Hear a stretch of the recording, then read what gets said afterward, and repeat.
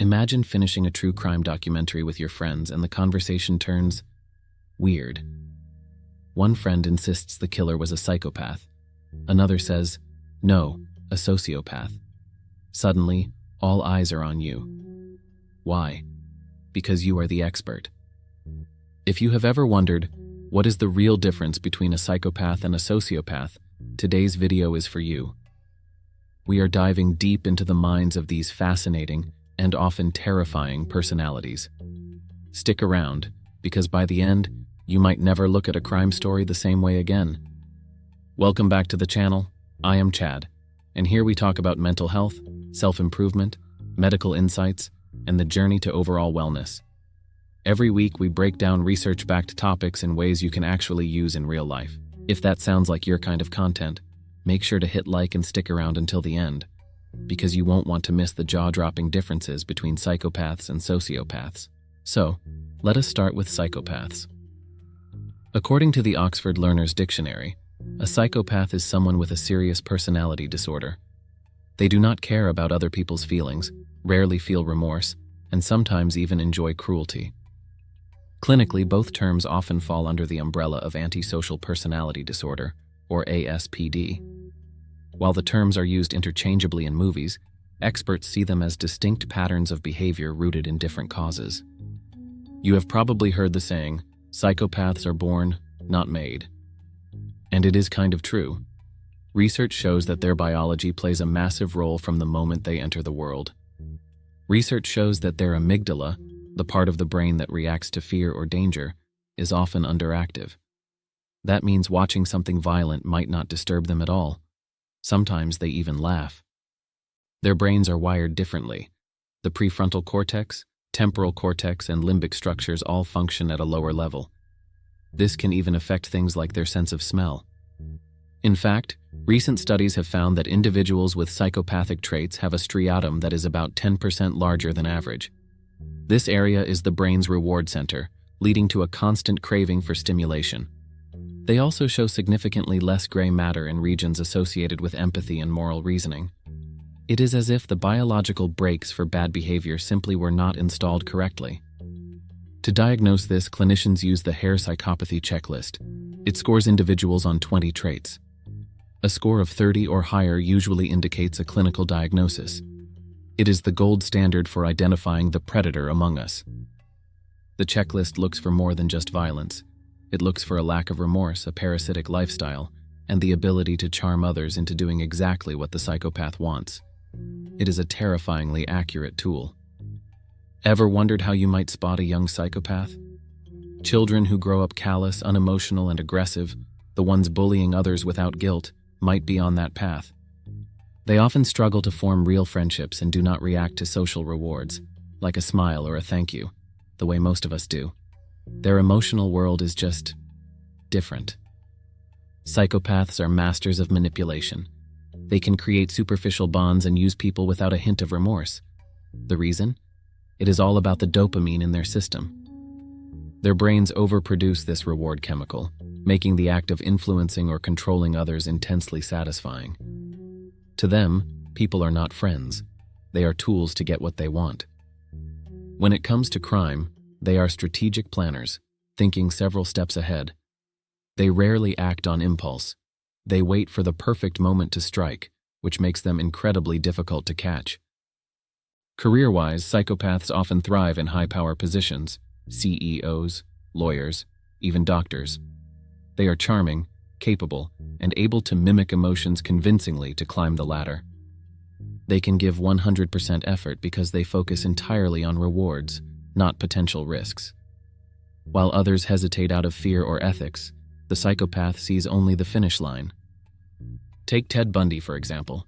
He is the textbook psychopath. He was charming, educated, and lived a seemingly normal life while committing horrific crimes. He scored a 39 out of 40 on the psychopathy scale. Bundy could mimic empathy so perfectly that even his own girlfriend did not suspect him for years. His brain did not have the structural abnormalities often found today, but his behavior was unmistakable. Some quirks you might notice in a psychopath include a short attention span, compulsive lying, or strange, off-putting thoughts that slip out when they think no one is looking. Experts often talk about the dark triad, a trio of personality traits that include narcissism, Machiavellianism, and psychopathy. These traits often overlap, creating a truly dangerous individual. While a narcissist wants your admiration and a Machiavellian wants your power, the psychopath simply wants your resources or your downfall. When all three combine, the results are often catastrophic. Can you think of someone in your life who fits even a few of these traits? Comment below. I would love to hear your thoughts. It is more common than you might think. Now let us look at sociopaths. While psychopaths are born, sociopaths are often shaped by their environment. Think trauma, neglect, or a harmful social culture that rewards aggression. Sociopaths are different. They might be aggressive or dangerous, but unlike psychopaths, they can feel guilt and remorse, though usually not enough to actually control their impulses. Sociopaths are highly impulsive. They might commit crimes on a whim, get angry easily, and their reckless actions make them much easier for law enforcement to catch. Career-wise, they often struggle. They tend to avoid stable jobs and gravitate toward peripheral roles in society because they cannot stand the rules or the routine of a normal career. Because they are often made by their trauma, sociopaths have a different emotional core. They can form bonds with a small group of people, like family or close friends, but those bonds are often volatile and unstable. And treatment? Some sociopaths respond to therapy or counseling because they still have a conscience, however weak, but many reject help outright, seeing it as another form of control. Then there is Jeffrey Dahmer. While he is often called a psychopath, many experts argue he was actually a sociopath. He showed emotional empathy for his victims and reportedly loved his mother. Dahmer's motivations were often interpreted as a search for connection, even if it was horrific. His impulsivity and substance abuse are traits more commonly found in sociopathy or even borderline personality disorder. In media, look at Tommy from Power. He is a classic sociopath, impulsive, erratic, and driven by emotion. He feels deep regret for killing his girlfriend, Holly, something a psychopath would never feel. Compare him to Ghost. Ghost is the strategic, cold, and calculated planner. He uses charm and manipulation to get what he wants, fitting the psychopathic profile much more closely. Did you know psychopathy presents differently in women? While men are often more physically aggressive, female psychopaths may use social manipulation, gossip, and reputation destruction to achieve their goals. They are often harder to spot because they play into social expectations of empathy. They are the ultimate masters of the social mask, often hiding their true nature behind a facade of kindness. Research suggests that for every one female psychopath, there are about 6 male psychopaths. But because their tactics are more subtle, many experts believe the actual number might be much higher. Then there is the corporate psychopath. These are individuals who use their traits, lack of empathy, charm, and risk-taking, to climb to the very top of the business world. To them, layoffs are just numbers on a spreadsheet.